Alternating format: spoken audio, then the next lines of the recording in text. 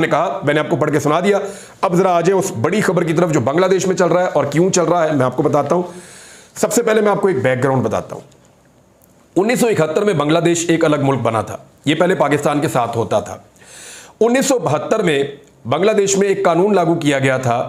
उस कानून के मुताबिक जितने भी लोगों ने जंग आज़ादी में हिस्सा लिया, वो उसको जंग आज़ादी कहते हैं, जो बांग्लादेश के लोग हैं। बांग्लादेश में लोग जो है वो 2-3 हिस्सों में डिवाइड हो गए थे। कुछ लोग थे जो खामोश थे, कुछ लोग थे पाकिस्तान के साथ रहना चाहते थे, मशरकी पाकिस्तान रखना चाहते थे, कुछ लोग थे जो अलग देश बनाना चाहते थे। ये जो लोग अलग देश बनाना चाहते थे, इनको फ्रीडम फाइटर्स का नाम दिया गया कि ये वो लोग हैं जिन्होंने आज़ादी की जंग लड़ी है। उनके लिए एक कोटा मख्तस कर दिया गया 1972 में कि जितनी भी सरकारी नौकरियां होंगी उनमें से 30% नौकरियां वो इनको डायरेक्टली मिल जाएंगी। तो 30% नौकरियां इनको मिलती चली आ रही थी 1972 से। और इस वक्त जो बांग्लादेश की वजीर आज़म है, ये 2009 से वजीर आज़म चली आ रही हैं हसीना वाजिद। इनकी पार्टी जो है वो 2009 से लेकर अब तक लगातार चौथी मरतबा इक्तदार में है। अवामी पार्टी इनकी पार्टी का नाम है। यही वो पार्टी है जिसने बहुत बड़े पैमाने पर इलेक्शन जीता था और बाद में सूरत हाल आपके सामने है। अब ये जो अवामी पार्टी है, इसकी लीडर है हसीना वाजिद। अब वो लगातार इस कोटा सिस्टम को चला रही हैं और हर साल 3000 सरकारी नौकरियां आती हैं बड़े पैमाने पे। जो बड़ी नौकरियां होती हैं 3000 होती है मुकाबले के इम्तिहान में बांग्लादेश में। उन 3000 नौकरियों में से ज़्यादातर नौकरियां ये जो हुकूमती जमात है ये अपने लोगों को दिलवा देती है। वजह यह है कि जो अवामी लीग है ज़्यादातर इसी के लोग हैं जो फ्रीडम फाइटर्स कहलाते हैं। अब तय ये हो गया है या तो नौकरियां फ्रीडम फाइटर्स को मिलेंगी, और अब तो ये इस बात को 50 साल से ऊपर गुजर गए हैं, लिहाजा अब ये नौकरियां दी जाती हैं उनकी औलाद को। और ये तय हो गया कि वो खानदान जो फ्रीडम फाइटर्स थे, मेरिट हो या ना हो, उनकी औलाद को 30% नौकरियां मिलेंगी। इसके अलावा बांग्लादेश में बनने वाली तमाम नौकरियों में यानी 3000 नौकरियों के लिए लगभग 4 लाख उम्मीदवार मैदान में उतरते हैं। बांग्लादेश में 3000 नौकरियों के लिए 4 लाख नौजवान मुकाबले के इम्तिहान में बैठते हैं। उनमें से जो 56% नौकरियां हैं वो कोटा के तहत दे दी जाती हैं। उनके अंदर अकलियतें भी शामिल कर दी गई, खवातीन भी शामिल कर दी गई, माजूर लोग हैं उनका एक कोटा कर दिया गया, जो ट्रांसजेंडर हैं ख्वाजा सरा उनका एक कोटा कर दिया गया, जो अकलियतें हैं उनका एक कोटा कर दिया गया। इसी तरह मुख्तलिफ कोटे उन्होंने अपने अपने एथनिक ग्रुप्स के रखे हुए हैं। तो इन कोटों का फ़ायदा उठा के वहाँ की जो इस वक्त इक़्तिदार में पार्टी है हसीना वाजिद साहिबा की, वो 56% नौकरियों पर कब्जा कर लेते थे। इस तरह वो सरकार के अहम तरीन ओहदों पर अपने ब्यूरोक्रेट को पहुँचा देते हैं और पूरा का पूरा निज़ाम उनके मातहत आ जाता है। लिहाजा उनका इक़्तिदार से जाने का कोई प्रोग्राम ही नहीं है, क्योंकि पूरी ब्यूरोक्रेसी को वो कंट्रोल करते हैं। फौज में उनके बंदे हैं, ब्यूरोक्रेसी में उनके बंदे हैं, हर जगह उनके अपने बंदे बैठे हुए हैं। इलेक्शन वो लड़ते हैं, वो जिस तरीके से भी इलेक्शन जीतते हैं वो दोबारा आ जाते हैं, और दोबारा आने के बाद अपने ही लोगों को, जो उनके अपने लोग हैं, उनकी अपनी पार्टी से वाबस्ता है, उनको वो दोबारा कोटे के तहत नौकरियां दिलवाते हैं। इस मामले के खिलाफ बांग्लादेश में नौजवानों ने एहतजाज शुरू कर दिया। यह एहतजाज पहली दफ़ा नहीं हुआ। मैं जरा आपको बैकग्राउंड बताता हूँ। 2018 में यह एहतजाज पहली मरतबा हुआ था, पहले भी होता रहा था, लेकिन बड़ा एहतजाज हुआ था 2018 में। उसमें बहुत सारे लोग गिरफ्तार हुए, सैकड़ों जख्मी हुए, बहुत सारे लोग जो हैं वो उनकी जानें भी गईं।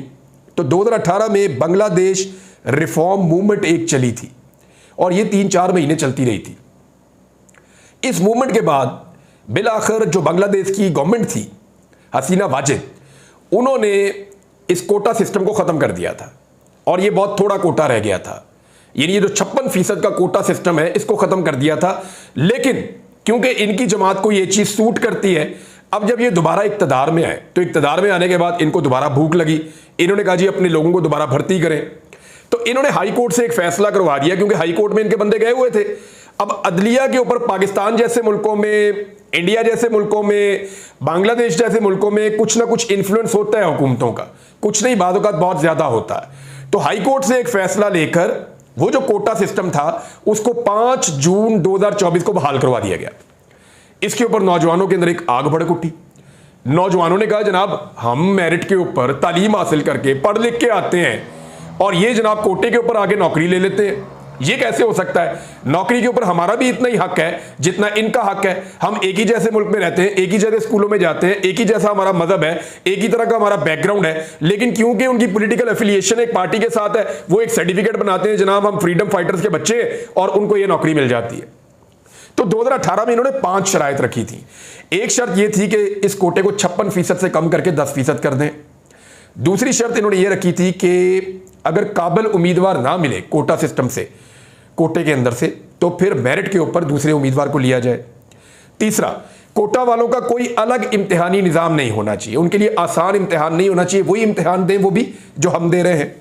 चौथा, जो उम्र की हद है वो भी एक जैसी हो, कोटा वालों की उम्र ज्यादा भी है तो उसको फिर भी नौकरी दे देते थे, ये भी नहीं होना चाहिए। पांचवा, दूसरी मर्तबा किसी उम्मीदवार को कोटे के ऊपर मौका नहीं मिलना चाहिए।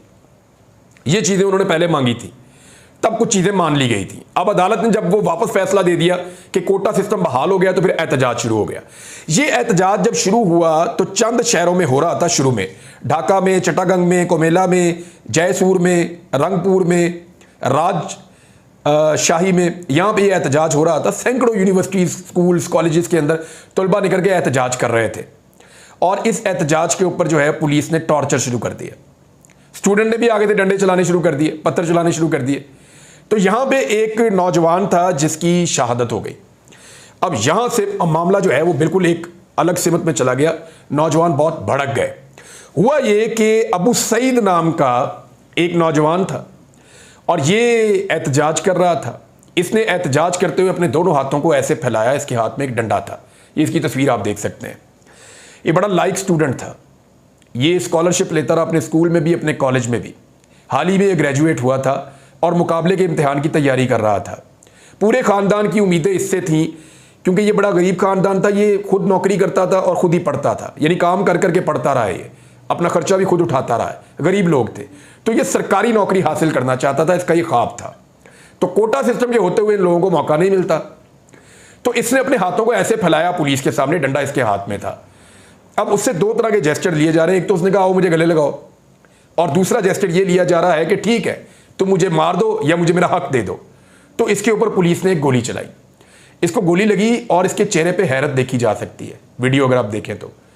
उसके बाद ये ज़मीन पे गिर गया, ये दोबारा उठा, इसने फिर अपनी बाहें फैला दी पुलिस के सामने।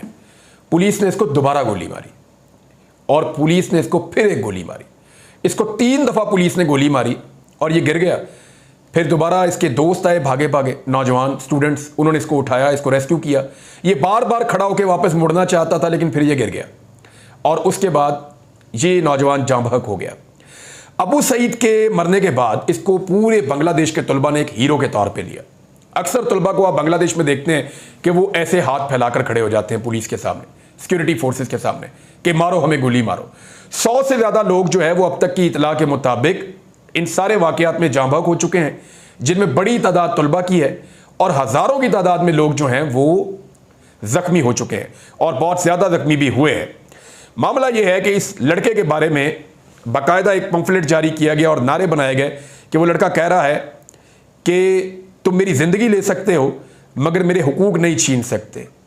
बांग्लादेश के लोगों ने अपना मैप बना के, अपना झंडा बना के उसके आगे इसको ऐसे खड़ा किया हुआ है कि ये गोली खा रहा है और बांग्लादेश को बचा रहा है, मेरिट को बचा रहा है। तो मेरिट के लिए पूरा बांग्लादेश निकल आया। हज़ारों गाड़ियां जल गई, सैकड़ों गाड़ियां जल गई, जगह जगह पे दुकानें बंद हो गई, पहिया जाम हड़ताल हो गई। चीफ जस्टिस ने मुदाखलत की, ये case supreme court of Bangladesh में गया और सुप्रीम कोर्ट से आज जब मैं आपसे बात कर रहा हूं, अब तक की इतला के मुताबिक सुप्रीम कोर्ट ने यह फैसला दिया है कि सिर्फ 7% कोटा होगा। जिस कोटे का मुतालबा किया है इन लोगों ने, 30% जो मुलाजमतें हैं वो ख़त्म कर दी गई हैं, सिर्फ 5% दिया जाएगा उन लोगों को जो जंग आज़ादी में लड़े थे, उनके बच्चों को, जबकि बाकी 2% दिया जाएगा माजूरों को और अकलियतों को। और इसके लिए एक एग्जीक्यूटिव ऑर्डर वो मांग रहे हैं, लेकिन अदालत का ऑर्डर आ चुका है। तो अब ये जो है 7% तक रह गया कोटा, जो 56% था। ये बांग्लादेश के लोगों की एक बहुत बड़ी कामयाबी है। इसके ऊपर मेरे साथ बहुत सारी तफसीलात हैं, मैं आपके साथ शेयर करना चाहता हूं, लेकिन वक्त बहुत ज़्यादा हो गया है, फिर किसी वक्त करेंगे। अब तक के लिए इतना ही।